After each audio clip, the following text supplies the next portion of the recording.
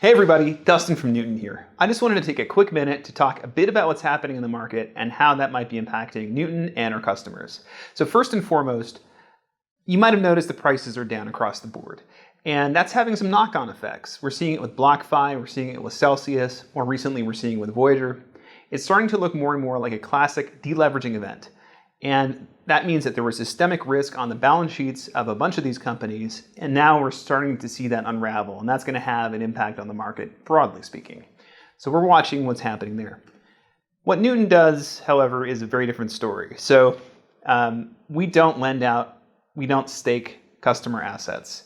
In fact, the only thing that we do with funds that you either purchase through us or if you send us Bitcoin, Ethereum, or any other of the coins that we support, it's over 70 now, is that we put them either in cold storage with a qualified third-party custodian, and that's over 80% of the assets that we're holding, and they have insurance on that, or we keep them with an MPC wallet provider in hot or warm storage, that's less than 20%, and we have additional insurance through a company called CoinCover on those assets. So we really take that seriously. Every Bitcoin that we owe a customer is something that we can account for in cold or warm storage.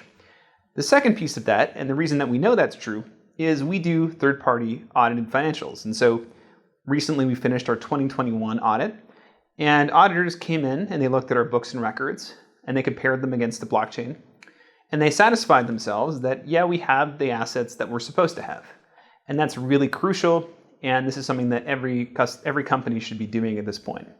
The third thing, obviously, is that we take security really seriously, not just at the application level, but all the way up to thinking about systemic risk and thinking about mitigation.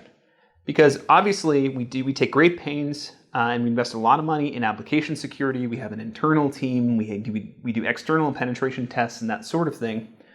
But you need to work up the stack, and you need to think about things like financial controls, who can move money around.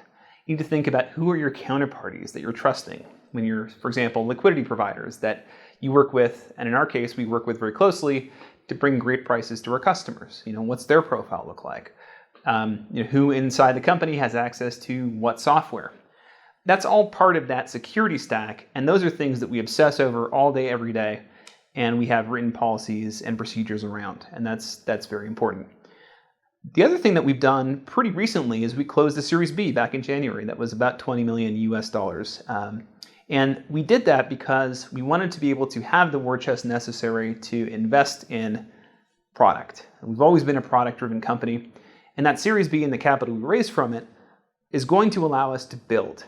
And that's something that's very exciting to us. We're product people, first and foremost. We're not salespeople, and you've probably seen that. But what that's going to allow us to do is to continue to roll out new features. And for example, we're working on things like better layer 2 support, whether it's through Ethereum or looking at Lightning Network.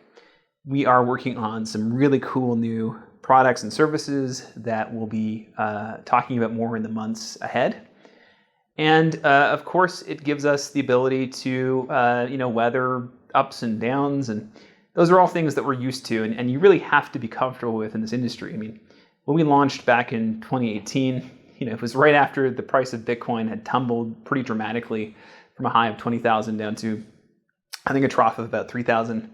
And that was the moment that we launched Newton. And it was actually a great time to build. And it was kind of it didn't seem like it at the time, but it was kind of a lucky circumstance.